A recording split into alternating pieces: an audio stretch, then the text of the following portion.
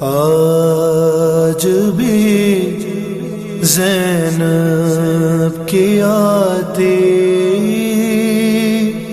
ہے صدا بھائی حسین.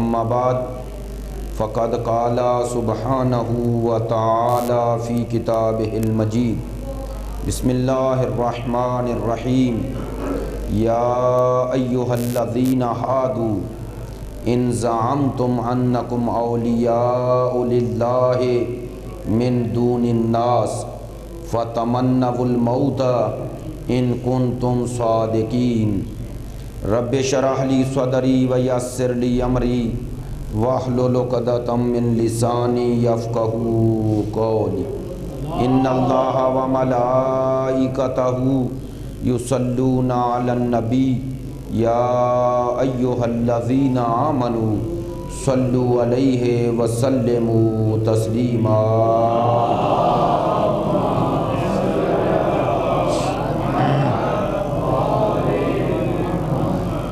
واجب الاحترام معزز و مکرم حاضرین مجلس، محبان اہل بیت، پیروان مکتب ولایت، عاشقان مکتب شہادت، اصال ثواب کی مجلس ہے۔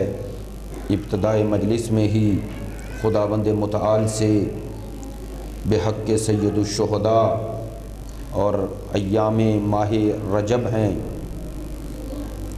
ایام ولادت باسعادت امیر المومنین ہیں، خداوند متعال سے اسی امام متقین قائد الغر المحجلین اسد اللہ الغالب علی ابن ابی طالب کے صدقے میں یہ التجا کرتے ہیں، خداوند متعال جس مرحومہ کے ایصال ثواب کی مجلس ہے انہیں اعلیٰ علیین میں جگہ عطا فرما، انہیں ائمہ کی شفاعت نصیب فرما، فشار قبر سے رہائی فرما۔ آپ حاضرین کے تمام مرحومین کو خداوند متعال بحق سید الشہداء اعلیٰ علیین میں مقام عطا فرمائے۔ جس مرحومہ کے ایصال ثواب کی مجلس ہے ان کی بلندی درجات کے لیے اور ان کے پسماندگان کو صبر جمیل اور اجر جزیل کے لیے بلند تر صلوات۔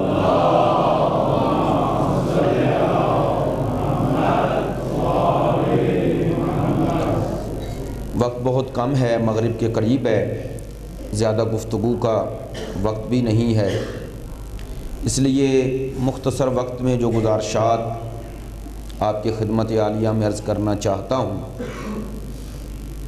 عزیزان محترم، فقط اسلام ہی وہ مذہب ہے جس نے یہ نقطہ نظر پیش کیا ہے۔ جب میں اسلام کہتا ہوں تو اسلام سے مراد ہر وہ دین جو انبیاء لے کے آئے ہیں، چونکہ انبیاء جو دین لے کے آئے وہ دین اسلام ہے، اور الہی دین نے ہی یہ نقطہ نظر، یہ نظریہ پیش کیا ہے کہ انسان مرنے کے لیے خلق نہیں ہوا، فنا کے لیے خلق نہیں ہوا، بقا کے لیے خلق ہوا ہے۔ اسلام نے ہی یہ نقطہ نظر پیش کیا جسے انبیاء کے ذریعے ہم تک پہنچایا گیا، اور سید الانبیاء پر اس دین کی کامل و اکمل شکل نازل ہوئی۔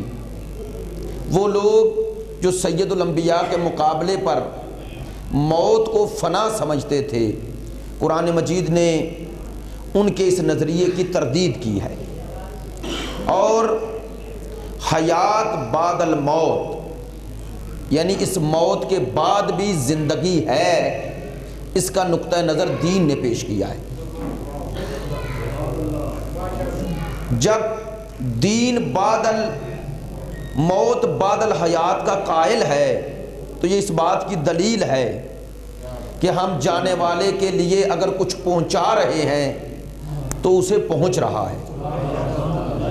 چونکہ یہ نقطہ نظر کہ مرنے والا مر گیا، فنا ہو گیا، اس کا ہم سے رابطہ ٹوٹ گیا، یہ دین کا نظریہ نہیں، یہ اسلام کا نظریہ نہیں ہے، بلکہ اسلام نے اس نقطہ نظر کی تردید کی، کہا کہ اس حیات کے بعد بھی حیات ہے، بلکہ اہل علم حضرات اور میرے دوست بھی موجود ہیں، اگر یہ جملہ کہوں تو حق بجانب ہوں کہ اسلام نے، دین الہی نے، اور خصوصاً مکتب آل محمد نے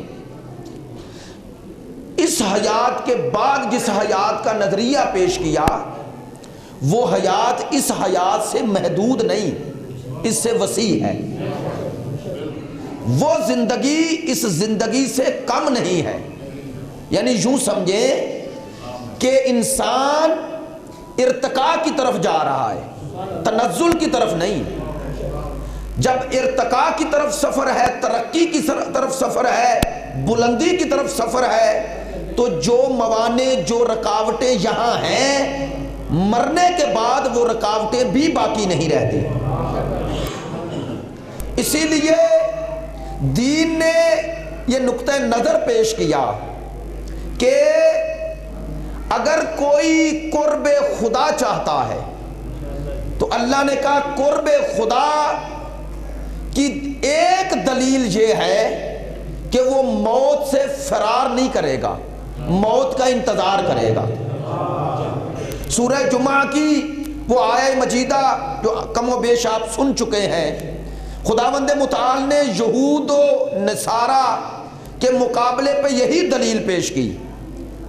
آیت کا ترجمہ کیا ہے؟ یا ایھا الذین ہادو، خدا فرماتا ہے اے یہودیو، ان زعمتم انکم اولیاء للہ، تمہارا اگر یہ گمان ہے، یہ وہم ہے، کیا انکم اولیاء للہ، کہ تم اللہ کے ولی ہو۔ اب توجہ فرمائیں، خدا نے فرمایا تمہارا یہ گمان ہے، وہم ہے کہ تم اللہ کے ولی ہو۔ خدایا یہ کیسے ان کا وہم ہے، کیسے گمان ہے؟ تو کہہ رہا ہے نا کہ یہ تمہارا گمان ہے، وہم ہے، تمہاری ذہن کا ساختہ و پرداختہ خیال ہے کہ تم اللہ کے ولی ہو۔ خدا اب دلیل دے رہا ہے کیوں ان کا وہم ہے۔ یہ خیال کرتے ہیں ہم اللہ کے ولی ہیں، اللہ دلیل دے رہا ہے کہ اگر یہ میرے ولی ہوتے تو یہ کرتے۔ توجہ فرما رہے ہیں؟ میں آیت کا ترجمہ بالمعنی کر دیتا ہوں۔ خدا نے فرمایا اگر تمہارا یہ گمان ہے کہ تم میرے ولی ہو، ولی یعنی میرے قرب چاہتے ہو، ولی وہی ہے نا جو اللہ کا قرب چاہے۔ خدا کہتا ہے اگر میرا قرب چاہتے ہوتے، اگر تم میرے ولی ہوتے، فتمنوا الموت، موت کی تمنا کرتے۔ توجہ فرما رہے ہیں؟ میں نے پہلے کہا کہ میں نے ترجمہ خود معنی بدل دیا۔ کیوں بدلا؟ وہ منطوق ہے، میں جو بیان کر رہا ہوں یہ مفہوم ہے۔ یعنی اللہ نے کہا چونکہ یہ تمنا موت نہیں کرتے لہذا میرے ولی نہیں ہیں۔ بس توجہ فرما رہے ہیں؟ بس پتہ چل گیا قرآن کی نظر میں اللہ کا ولی وہی ہوگا جو موت سے فرار نہ کرے، موت کا انتظار کرے۔ اب اللہ صلی علی محمد وآلہ، چونکہ اگلی آیت میں خود کہا، اب اس آیت کا مفہوم تو یہی بنے گا نا۔ اللہ نے کہا تم اگر یہ گمان کرتے ہو کہ تم میرے ولی ہو لوگوں سے ہٹ کر، من دون الناس، تم کہتے ہو لوگوں ہم تم سے اعلیٰ ہیں، افضل ہیں، عرفہ ہیں، ہم اللہ کے ولی ہیں۔ اللہ کہتا ہے اگر میرے ولی ہو فتمنوا الموت، تمنا موت کرو۔ اب خدا خود بتا رہے ولا یتمنونہ ابدا، کہا تمنا موت کرو اگر سچے ہو۔ بس پتا چلا دو چیزیں اس آیت میں ہمارے سامنے آ گئی کہ جو تمنا موت کرے گا وہ دلیل صداقت بھی ہوگا۔ توجہ فرما رہے ہیں کہ دلیل دعوے، آپ کے دعوے کی صداقت کی ایک دلیل یہ ہے کہ تمنا موت کرو۔ کس دعوے کی؟ کہ تم اللہ کے ولی ہو۔ اب پتا چلا جہاں ولایت ہوگی وہاں موت سے محبت ہوگی۔ ہائے ہائے، جہاں ولایت ہوگی وہاں موت سے محبت ہوگی، چونکہ ولایت ہے اللہ کا قرب، اور ولی کے لیے اس سے بڑی خوشی کی خبر کیا ہوگی کہ اسے ادھر سے وصال کا پیام آ جائے۔ اب خود سوچو، جو دنیا کے بنائے ولی ہیں وہ موت سے ڈرتے ہیں، اور جو اللہ کے بنائے ولی ہیں وہ موت کو دیکھ کر بھی موت کی طرف سفر کرتے ہیں۔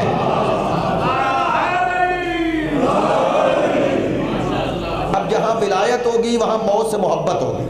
کیوں محبت ہوگی؟ چونکہ موت قرب کا ذریعہ ہے۔ کس سے قرب؟ اس سے قرب، ایک وسیع جہان کی طرف سفر، اس تنگ جہان سے اس وسیع جہان کی طرف سفر۔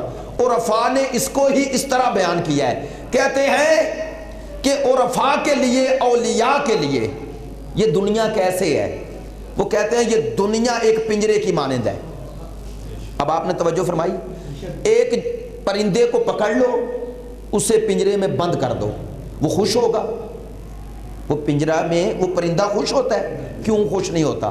چونکہ آپ نے اس کی آزادی کو محدود کر دیا۔ توجہ فرمائی ہے، جیسے ہی آپ پنجرے کا دروازہ کھولتے ہیں وہ فوراً اڑ جاتا ہے۔ کیوں اڑتا ہے؟ وہ اس پنجرے سے آزادی چاہتا ہے۔ بس عرفاء کہتے ہیں کہ یہ کائنات ولی خدا کے لیے یہ پنجرہ ہے۔ ہائے ہائے، چونکہ اسے اس روح کو اس جسم میں رکھنا ہے، لہذا یہی وجہ ہے کہ اولیاء کے لیے سب سے خوشی کی خبر وہ ہوتی ہے جب وہاں سے پیام وصال آ جاتا ہے۔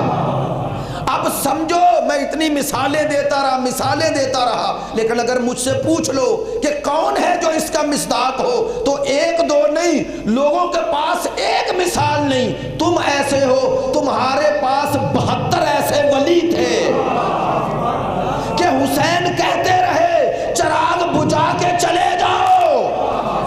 عزیزو، وہ نہیں گئے۔ کیوں نہیں گئے؟ کربلا والوں نے بتایا کہ اگر اللہ کے ولی نہ ہوتے تو کربلا سے فرار کرتے۔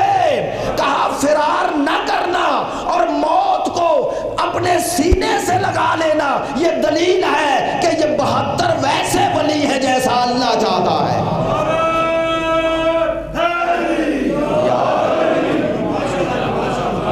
اگر یہ ولی نہ ہوتے تو چراغ بجھاتے تو ایک بھی نہ رہتا۔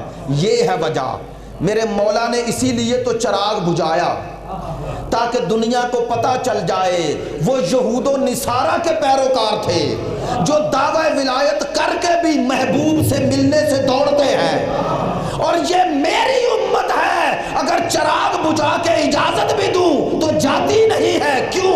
یہ جانتے ہیں حقیقت حیات کہاں ہے، یہ جانتے ہیں حقیقت زندگی کہاں ہے۔ انہیں پتا ہے یہ تو پنجرہ ہے، اس سے اگر آزادی ملے تو یہ خوشی کی خبر ہے۔ نہیں، اسی وجہ سے، اسی لیے کربلا کا ہر شہید گرا۔ توجہ فرمائیں، گرنے کے بعد رویا نہیں، خود شہید نہیں رویا۔ کیوں نہیں رویا؟ اس لیے وہ نہیں رو رہا کہ اگر وہ روتا تو بزدلی ہوتی۔ میری بات سمجھ رہے ہیں؟ وہ روتے تو بزدلی ہوتی۔ لوگ کہتے ہیں صبر کرو صبر کرو صبر کرو، اور صبر کا معنی کیا لے لیتے ہیں؟ کہتے ہیں جی مصائب آئیں تو صبر کرو۔ ہاں ہے، لیکن صبر اس کے لیے جس پر مصیبت آئے۔ اب یہ تھوڑا ہی ہے کہ کسی کا جوان بیٹا چلا جائے تو باپ سے کہو کہ روئے نہیں، اور نہ رونے کو صبر سمجھو۔ نہ رونا تو شکاوت ہے۔ آئے ہائے، صبر یہ ہے کہ یہ مصائب تمہارے پائے سے بات میں کوئی لغزش نہ لائے۔ اگر کربلا والے جاتے ہوئے افسوس کرتے تو صبر نہ ہوتا، یہ صبر نہ ہوتا، یہ صبر کے منافی ہوتا۔ لیکن رونا یہ تو عین فطرت ہے، یہ تو عین انسانیت ہے۔ تو عزیزان محترم عرض کر رہا تھا، موت اولیاء خدا کے لیے فنا کا پیغام نہیں، بقا کی سند ہے۔ میں پھر جملہ کہتا ہوں، موت خدا کے اولیاء کے لیے پیغام فنا نہیں، سند بقا ہے۔ لہذا کون ہے جو بقا نہیں چاہتا؟ بتائیں۔ اللہ نے بقا انسان کی فطرت میں رکھ دی ہے، فطرت میں بقا ہے، فنا نہیں۔ دلیل، انسان جس شے سے سب سے زیادہ محبت کرتا ہے وہ زندگی ہے، سب سے زیادہ جس شے سے محبت کرتا ہے وہ حیات ہے، حیات۔ دیکھیں آپ چھوٹے سے چھوٹے کیڑے تک چلے جائیں، اگر اس چھوٹے سے حشرات الارض کو بھی آپ گھیر لیں نا، یوں ہاتھ سے گھیر لیں، وہ دوڑتا ہے۔ کیوں دوڑتا ہے؟ بقا چاہتا ہے۔ تو اللہ نے ہر شے کی فطرت میں بقا رکھی ہے، تو اس بقا کا مصداق کہاں ہے؟ آپ توجہ فرمائی، وہ بقا یہاں تو نہیں ہے۔ ہم دیکھ رہے ہیں کہ ہمارا جسم تھا، چلا گیا، اسے قبر میں دفن کر دیا۔ تو توجہ فرمائیں، اللہ نے کہا بقا کا ذریعہ کیا ہے؟ کہا بقا کا ذریعہ یہ ہے کہ یہاں رہو صحیح، لیکن سفر بقا کی طرف ہو۔ اس جسم کے لیے رہو گے تو فنا ہو جاؤ گے، اس جسم کو وسیلہ بنا کے روح کو طاقتور کر لو گے تو مر کر بھی باقی رہ جاؤ گے۔ تو یہ سفر ارتقاء کی طرف ہے۔ اب جب یہ سفر بلندی کی طرف ہے تو جس کی طرف سفر ہے، سفر جس کی طرف ہے، جو منزل ہے، ہمیں پیام بھی ادھر سے آنا چاہیے۔ میری بات سمجھ رہے ہیں؟ اب ادھر سے ہی آنا چاہیے، اسی لیے اللہ نے کہا وہ جو پیغام بقا ہے وہ ادھر سے آئے گا، اور وہ جو پیغام بقا کو پہنچانے والا ہے وہ بھی ادھر سے آئے گا، وہ بھی ادھر سے آئے گا۔ نہیں، دو چیزیں ہم لائے، دو، ایک جسم ایک روح۔ توجہ فرما رہے ہیں؟ اللہ نے ہمیں وہاں سے یہاں جو بھیجا وہ کس کے ذریعے بھیجا؟ والدین کے ذریعے۔ والدین ذریعہ بنے نا۔ اچھا، کون شخص کس کے گھر میں پیدا ہوگا وہ اس کے اختیار میں ہے؟ نہیں نا۔ تو میرے اور آپ کے ماں باپ کا انتخاب کس نے کیا؟ اللہ نے کیا نا۔ جن کے ذریعے وہاں سے یہاں آئے ہو اسے میں نے نہیں بنایا، جن کے ذریعے ماں باپ کے ذریعے وہاں سے یہاں آئے اس نے انتخاب کیا۔ تو اللہ نے آنے سے پہلے بتایا جب وہاں سے یہاں جن کے ذریعے آئے ہو وہ تم نہیں بناتے تو جن کے ذریعے یہاں سے وہاں جاؤ گے وہ تم کیسے بناؤ گے؟ اب میں اگر خلاصہ کروں تو یوں کروں گا، اللہ نے کہا جن کے ذریعے وہاں سے یہاں آئے وہ ماں باپ ہے، جس کے ذریعے یہاں سے وہاں جاؤ گے وہ امام ہوگا۔ توجہ فرما رہے ہیں؟ نہیں، اور وضاحت کر دیتا ہوں۔ امام اور والدین دو کام ہیں، دو کام۔ کیا ہوا؟ ہماری روح وہاں تھی عالم رواح میں، اللہ نے والدین کے ذریعے یہاں بھیج دی نا۔ ہم یہ شکل انسانی لے کے آئے ہیں، آ کر نہیں بنتی، اسی لیے یہ شکل انسانی میں اور آپ نہیں بناتے، وہ بناتا ہے۔ یہاں پر جو آیا وہ شکل انسانی لے کے آیا، انسان تھا تو، لیکن یہاں سے وہاں جو لے کے جائے گا وہ کیا لے کے جائے گا؟ توجہ فرما رہے ہیں؟ ہماری ایک شکل ظاہری ہے، ایک شکل باطنی ہے۔ ظاہری شکل بنانے میں مجھے اور آپ کو اختیار نہیں ملا، لیکن باطنی شکل بنانے میں اختیار دیا۔ بس صورت انسانی میں ہر کوئی آیا ہے، لیکن سیرت انسانی میں وہی جائے گا جس کا باطن انسانی رہ جائے گا۔ اب توجہ فرما رہے ہیں؟ اللہ نے کہا کہ صورت بنانے میں تمہیں اختیار نہیں دیا، لیکن سیرت بنانے میں اختیار دیا۔ وہ سیرت کس سے بنے گی؟ میرے اعمال سے، میرے افکار سے، میرے نظریات سے، میرے اعتقادات سے۔ توجہ فرما رہے ہیں؟ ہم اپنے ہاتھوں سے اپنی شکل ایک بنا رہے ہیں، وہ ہے باطنی شکل، وہ ہمارے افکار، ہمارے نظریات، ہمارے اعمال بنا رہے ہیں۔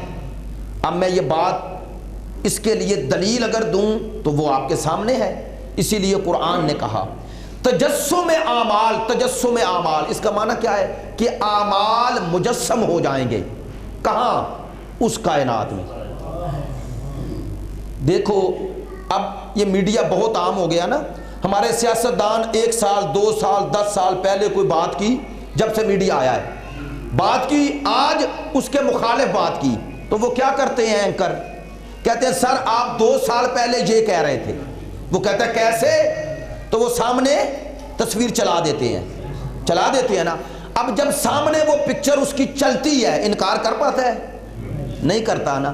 اب سنیں، بلا تشبیہ کہہ رہا ہوں، اسی طرح قیامت کے دن ہم اپنے اعمال کو خود اپنے سامنے دیکھیں گے۔ میری بات توجہ فرما رہے ہیں؟ یہ جو برائی اگر کمرے میں چھپ کے بھی کر رہے ہو نا، مجھ سے چھپ رہے ہو، ان سے چھپ رہے ہو، اس سے نہیں چھپ رہے۔ وہ ستار العیوب ہے، لیکن یہاں توجہ فرما رہے ہیں، وہ جو جہان ہے نا وہ حشر کا میدان ہے۔ حشر کا معنی کیا؟ کہ جو کچھ ہے سامنے آ جائے گا۔ اللہ کہتا ہے تم اپنے عمل کی جزا نہیں دیکھو گے، خود عمل دیکھو گے۔ تمہاری باطنی شکل و صورت اس اعمال کی بنیاد پہ بن رہی ہے، اسے کہتے ہیں تجسم اعمال۔ قیامت کے دن اور قبر میں میرے اعمال میرے سامنے آ رہے ہیں۔ اب توجہ فرمائیں، اس کا رحم کیا ہے، کرم کیا ہے۔ اس نے کہا اگر تم نے چھپ کر کوئی گناہ کیا نا، اللہ کہتا ہے کسی کو نہ بتا، میں بھی کسی کو بتانے ہی نہیں دوں گا۔ شرط ایک ہے، میرے سامنے کیا ہے تو توبہ بھی میرے سامنے کر لے۔ وہ جو باطنی شکل کو، میں اب جملہ بدل رہا ہوں، اللہ نے کہا تمہیں میں نے یہ اختیار دیا تھا کہ اپنی باطنی شکل انسانی بنا، تم نے اس شکل کو بناتے بناتے بگاڑ لیا۔ گناہ شکل کو بگاڑنا ہے نا۔ اللہ نے کہا اگر تم نے میرے حسن تخلیق میں اپنے سوئے اختیار سے، میرے حسن تخلیق میں اپنے سوئے اختیار سے اگر تم نے کچھ غلط کر لیا ہے تو سن، یہ اختیار بھی تو میں نے دیا ہے، تمہیں توبہ کے ذریعے اختیار دے رہا ہوں، جو بنایا ہے مٹا دے۔ توجہ فرما رہے ہیں، جو بنایا ہے مٹا لے، مٹا لے۔ کیوں؟ کہا جب تک تو زندہ ہے تیرے لیے مٹانے کے لیے میں نے توبہ کا در کھول رکھا ہے۔ اور سنیں، کہا توبہ کا ذرائع بھی بتا دے۔ توبہ کیا ہے؟ اللہ کی طرف رجوع کرنا۔ توبہ کا معنی یہ ہے رجوع کرنا۔ کس کی طرف؟ جس سے منہ موڑا۔ اب اس کی طرف رجوع کرنا ہے تو کیسے کرو؟ کیسے کرو؟ اللہ نے کہا طریقہ میں سمجھا دیتا ہوں، کیسے کرو؟ کہا جب تمہیں بچپن میں، جب دنیا میں آئے تمہیں کچھ چاہیے تھا تو تمہارے پاس زبان تھی، بول نہیں سکتے تھے، ہاتھ تھے ہلا نہیں سکتے تھے، آنکھیں تھی ان سے دیکھ نہیں سکتے تھے، لیکن اللہ نے کہا تجھے ایک زبان دی، وہ کیا؟ رونا۔ ادھر تم روئے، ادھر ماں متوجہ ہو گئی۔ کہا ماں متوجہ نہیں ہوئی، میں نے ماں کے دل میں یہ ڈال دیا، تو جیسے ہی روئے میری رحمت جوش میں آ جائے۔ توجہ فرما رہے ہیں؟ اللہ نے کہا آج بھی ذریعہ یہ ہے، شب جمعہ ہے اور ایک مومنہ کے ایصال ثواب کی مجلس ہے، اس لیے میں نے یہ جملے کہے۔ میرے دوستو، یہ جو موت اور ایصال ثواب کی مجلسیں ہیں، یہ رسم نہیں، یہ عبادت ہے۔ یہ رسمیں نہیں ہیں، یہ عبادت ہیں۔ کیوں عبادت ہے؟ ہمیں یہ فخر ہے کہ ہمارا جانے والا جاتا ہے تو دو کام کرتے ہیں، ایک اس کے لیے قرآن پڑھتے ہیں، دوسرا ذکر اہل بیت کرتے ہیں۔ کیوں کرتے ہیں؟ تاکہ دنیا کو پتہ چل جائے کہ جانے والے کے کام دو ہی چیزیں آتی ہیں، یا قرآن آتا ہے یا وارثان قرآن آتے ہیں، یہ دو ہی آتے ہیں۔ اور یہ وہاں کام آ رہے ہیں، اس کے کام آ رہے ہیں، ہمارے بھی کام آ رہے ہیں۔ مت سمجھیں کہ یہ صرف انہیں ثواب مل رہا ہے، نہیں، ادھر ثواب ہے اور اس ثواب کا نتیجہ حل جزاء الاحسان الا الاحسان، تمہارے لیے بھی در کھل گیا ہے، تمہارے لیے بھی در کھل گیا ہے۔ اور میں اکثر کہا کرتا ہوں خوش قسمت ہے وہ مومن اور مومنہ، خوش قسمت ہے وہ محب اور محبہ اہل بیت۔ کون؟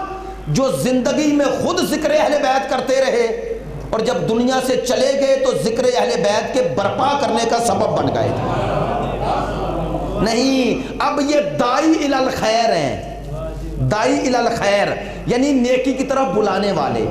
تو اس سے بڑی نیکی کیا ہوگی کہ کسی کی وفات ذکر اہل بیت کا سبب بن جائے۔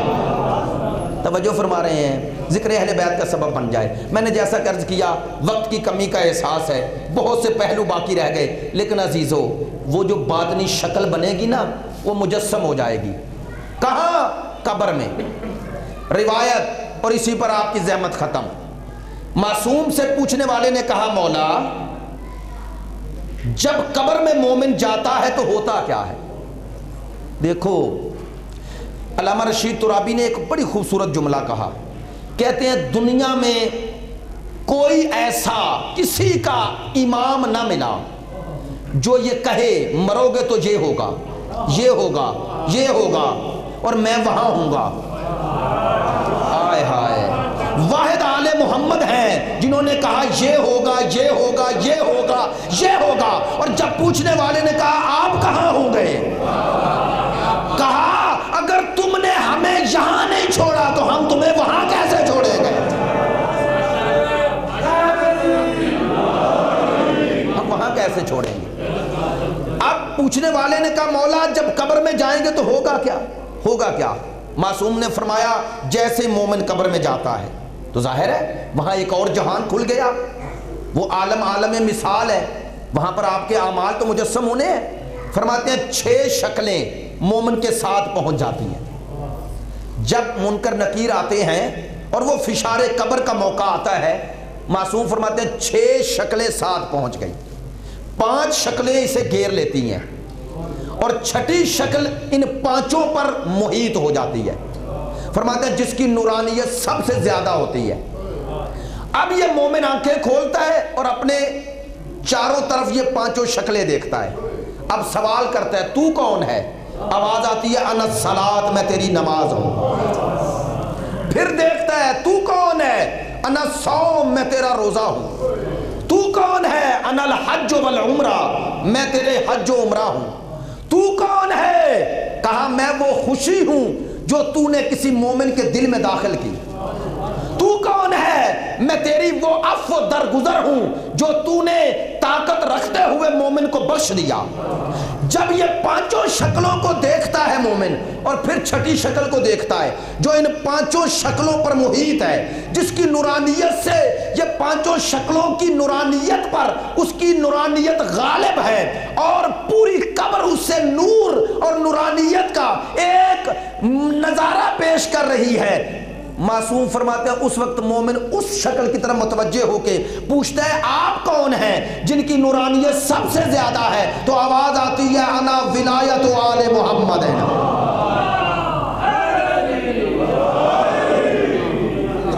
میں ولایت ہوں، ولایت۔ شاید ایک وجہ یہ بھی ہو کہ ولایت ان سب اعمال پر اللہ نے محیط کر دی۔ کیوں کر دی؟ تاکہ تمہیں پتہ چل جائے کہ عمل تب عمل ہے جب ولایت کے راستے سے ہو، نہیں عمل ہے ہی تب عمل جب ولایت کے راستے سے ہو۔ چونکہ بات ممکن ہے باہر تک بھی پہنچ جائے، اب تو میڈیا عام ہے اس لیے میں ایسی بات کیوں نہ کروں جو دلیل بن جائے۔ جائیں، سب سے افضل عبادت کون سی ہے اسلام میں؟ نماز نا، سب سے افضل عبادت نماز۔ عالم اسلام کے تمام مسالک کا اتفاق ہے کہ اگر کوئی نماز پڑھے اور درود چھوڑ دے تو اس کی نماز ہی نہیں ہے۔ ہر عمل کی قبولیت کا دار و مدار نماز پر، اور نماز تب قبول ہے جب آل محمد پہ درود پڑھا جائے۔ تو پتہ نہ چلا کہ ہر عمل کے قبولیت کی چابی محبت اہل بیت ہے۔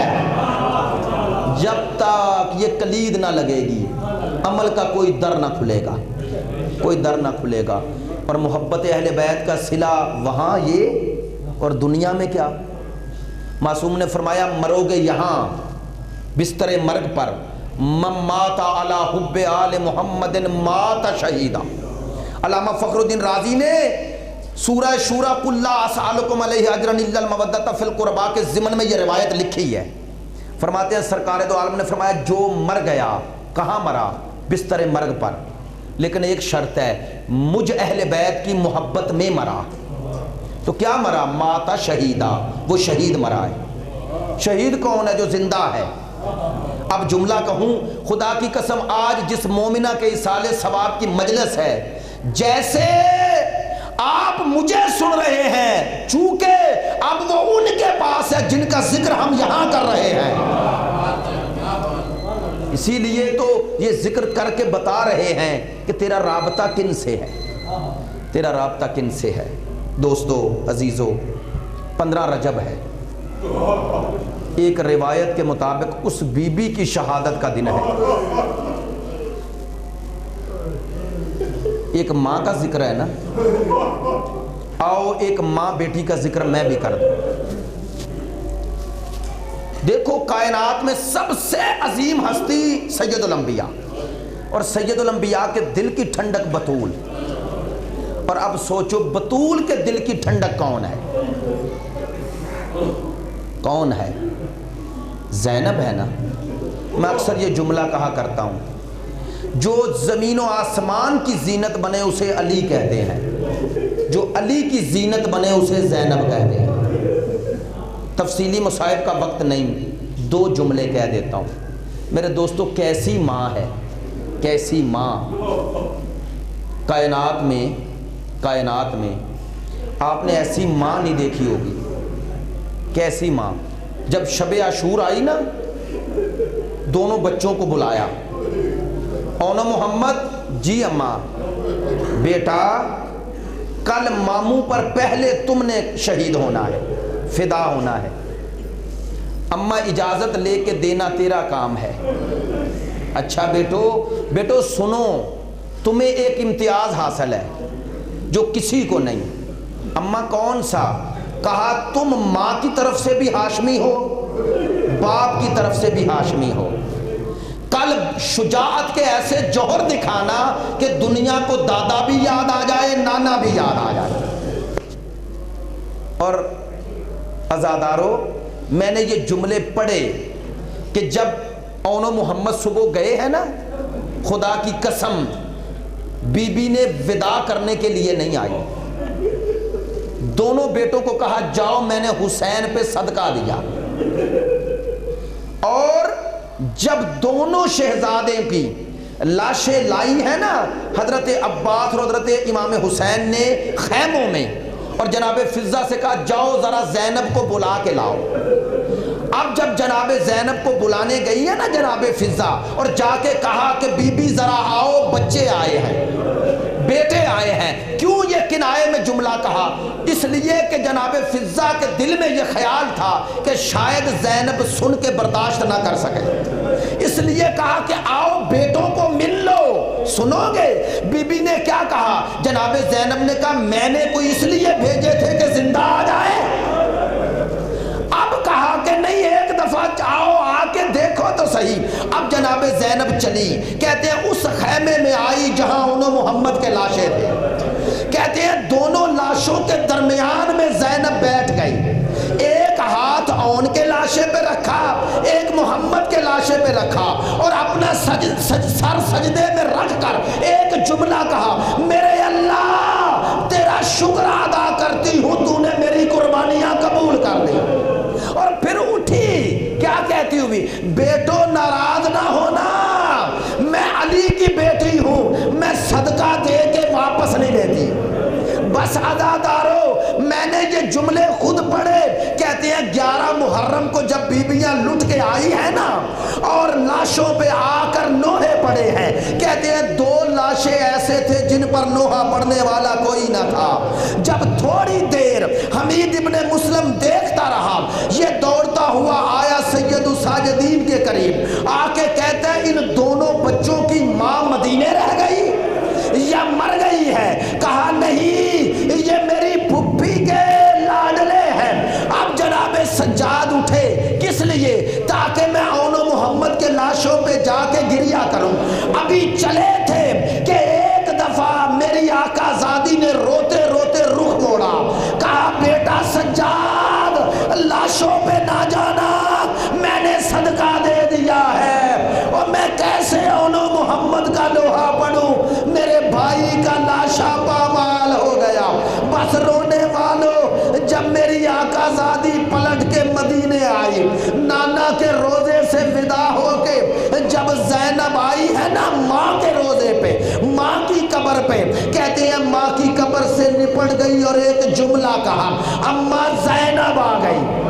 اگلا جملہ سنو گے، کہا اماں تو ایک دربار میں گئی، میں 2 درباروں میں گئی، اماں تو پردے میں گئی، تو حجاب میں گئی، اماں میں جس بازار سے گزری، جس دربار میں گئی، پتھر مارے جا رہے تھے اور منادی ندا دے رہا تھا، آؤ محمد کی بیٹیوں کا تماشا دیکھو۔ بس رونے والوں آخری جملہ سنو گے جو زینب نے کہا اماں میرے ہاتھوں کو دیکھو، رسیوں کے نشان ہیں، لیکن آخری جملہ کیا کہا اماں راضی رہنا، اب قیامت تک تیرے حسین کی نسل باقی رہے گی۔ ہائے زینب کو ماں کہنے والے کربلا سو گئے۔ اللہ لعنت خدایا بحق محمد و آل محمد، بحق امام الزمان، خدایا تجھے واسطہ اس ماہ رجب کا، اس ماہ رجب کی ان مناسبتوں کا، خدایا جن مرحومہ مغفورہ کے ایصال ثواب کے لیے اس مجلس و قرآن خوانی کا انعقاد ہوا ہے، ان کے درجات عالی و متعالی فرما۔ خدایا اس ذکر و اذکار کے صدقے میں، قرآن خوانی کے صدقے میں، ان مومنین کے حضور کے صدقے میں، خدایا بندہ حقیر کی اس گفتگو کے صدقے میں، ذکر اہل بیت کے صدقے میں، خدایا مرحومہ کی قبر پہ اپنی رحمتیں نازل فرما، انہیں حضرت سیدہ کی شفاعت عطا فرما، انہیں زوار امام حسین میں قرار دے، انہیں شفاعت سید الشہداء میں کے زمرے میں قرار دے۔ خدایا حاضرین کے تمام مرحومین کی مغفرت فرما، خدایا ہمارے شہداء کی مغفرت فرما، ان کو اعلیٰ علیین میں جگہ عطا فرما۔ حاضرین میں جتنے مومنین مسلمین موجود ہیں خدایا ان سب کی حفاظت فرما، ان کے گھروں پہ اپنی رحمتیں نازل فرما، مسلمان بھائیوں میں اتحاد و اتفاق قائم فرما۔ خدایا جو اس اتحاد و اتفاق کو توڑنا چاہتے ہیں خدایا انہیں نیست و نابود فرما، ہمارے ملک پاکستان کی حفاظت فرما، خدایا مراج کرام رہبر عظیم الشان علماء کرام کی حفاظت فرما، بحق محمد و آلہ الاطہار۔ ایک سورہ فاتحہ۔